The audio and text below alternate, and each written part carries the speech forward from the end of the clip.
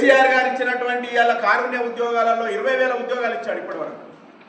మరి ఇప్పుడు శ్రావణపల్లి మైన్ లాంటివి రాకపోతే, ఉన్న పాత మైన్లన్నీ కూడా మూతపడిపోతే, వీళ్ళపైన ఆధారపడి బతుకుతున్నటువంటి వాళ్లకు ఇవాళ జీవితాలు అతలకుతలం అయిపోతాయి కదా, అగమ్య గోచరం అయిపోతాయి కదా. వీళ్ళు ఎక్కడ ఉండాలి? పెరుగుతున్నటువంటి జనాభాకు అనుగుణంగా, పెరుగుతున్నటువంటి ప్రజానీకానికి అనుగుణంగా కొత్త పరిశ్రమలు రావాలి, కొత్త మైన్స్ రావాలి, కొత్త ఐరన్ ఓర్స్ రావాలి, కొత్త పరిశ్రమలతో పాటుగా అనేక రకాల ఆర్థిక అసమానతలు లేనటువంటి వ్యవస్థను నిర్మించాలి కదా. మరి దీన్ని చేస్తున్నారా? చూడండి, ఒకసారి ఆలోచించండి. దాని వెనకాల ఒక కుట్ర జరుగుతూ ఉంది. ఎవరన్నా ప్రశ్నిస్తే వాళ్ళపైన ఏం జరుగుతుందో మీకు తెలుసు, ఎవరన్నా నిలదీస్తే వాళ్ళపైన ఏం జరుగుతుందో మీకు తెలుసు.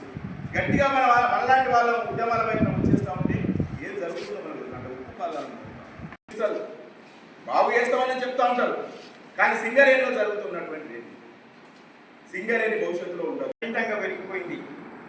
కొనసాగించినటువంటి కార్మిక సంఘాలకు ఆనాడు ఉన్నటువంటి నాయకత్వాలు వేరు, ఇవాళ కొనసాగుతున్న నాయకత్వాలు వేరు. నెలకొల్పితే ఇవాళ ఆంధ్ర ప్రాంతానికి చెందిన కుట్రదారులు నాయకత్వాలను తమ చేతుల్లోకి తీసుకొని దీన్ని విధ్వంసం చేయడానికి మనకి కోట్లంతే చాలు, ఇది ఏడబోతే మనకెందుకు, మనం దీన్ని దోచుకొని పోవాలనేటువంటి లక్ష్యం మీద కొంత ముందుకు కాదు.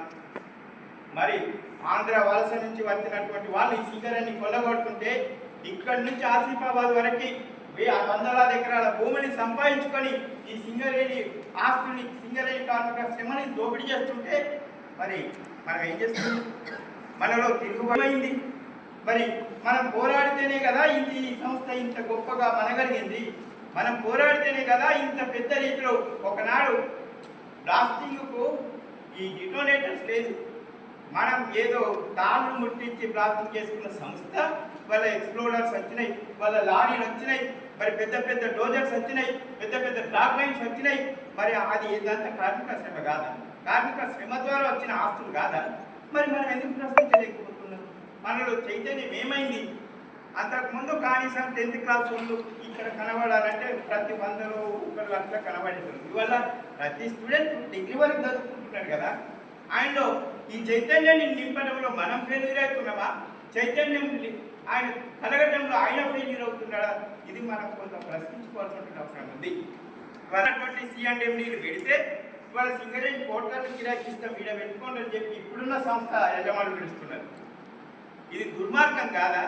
మన సింగరేణి కోట్లలో బ్రాండ్ షాపులు పెట్టనీయలే, సింగరేణి ప్రాంతానికి దూరంగా పెట్టాలి.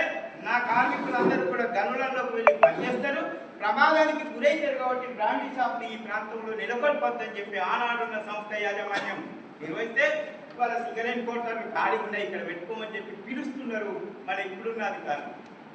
మరి వ్యతిరేకించినటువంటి కార్మిక సంఘాలు ఎందుకు వ్యతిరేకించడం?